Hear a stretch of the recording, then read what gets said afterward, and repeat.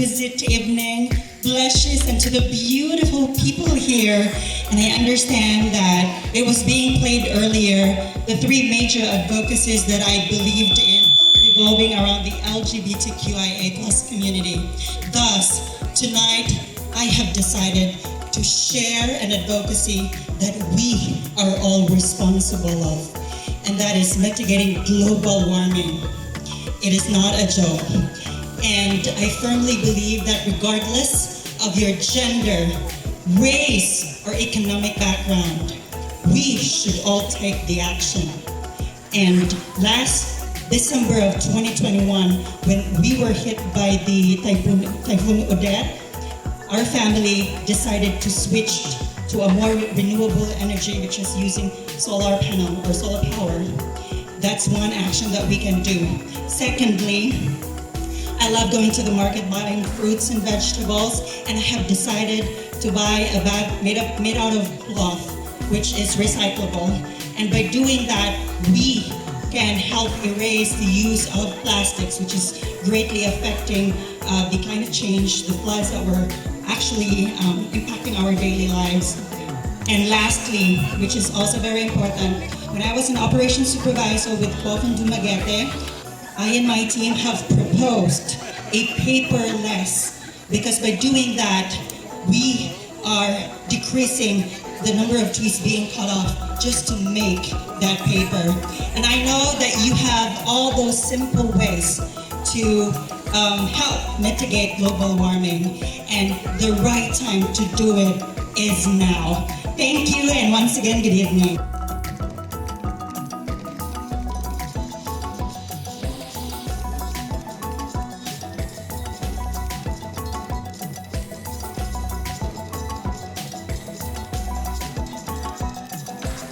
What can you advise to a person who is mentally struggling and depressed?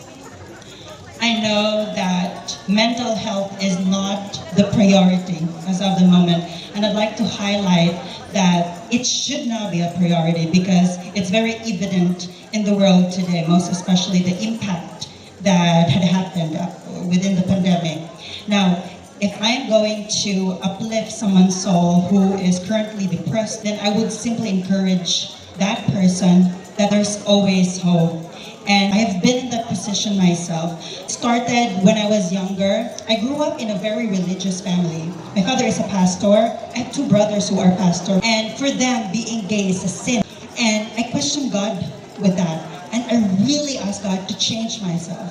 And by trying to change myself, I realized that it's really very difficult. And it ended up me being in that very dark place, but being around with positive people. So surround yourself with positive energy, someone who believed in you, someone who values you. And with that, you will find hope. Well, good evening, everyone. My name is Glenly, your Queen Philippines Universe. I have a question for you.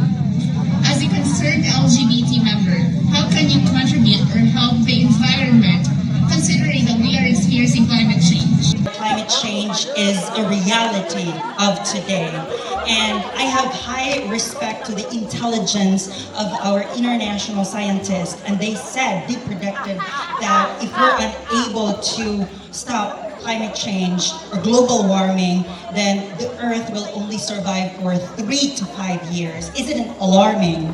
Not only because we're part of the LGBTQIA+ community, but again, this battle is a shared responsibility. And I'd like to share a story. Just earlier this afternoon, we had our coastal cleanup in collaboration with the Litter Club, which is their project for the environment. This simple act of taking care of our environment, it will definitely make a difference. I'd like to end by sharing a very mind-opening quote from my beloved University President, Dr. Sohor, Henry A. Sohor. He once said in a speech, people sometimes forgive. God always forgives, but nature never forgives. Good evening. Number 4, Glenly.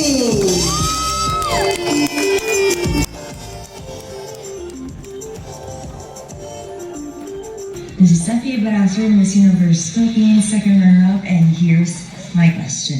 As a human full of vision, what can you do to make this world a better place? For us to make this world a better place is simply to put love at the center of everything.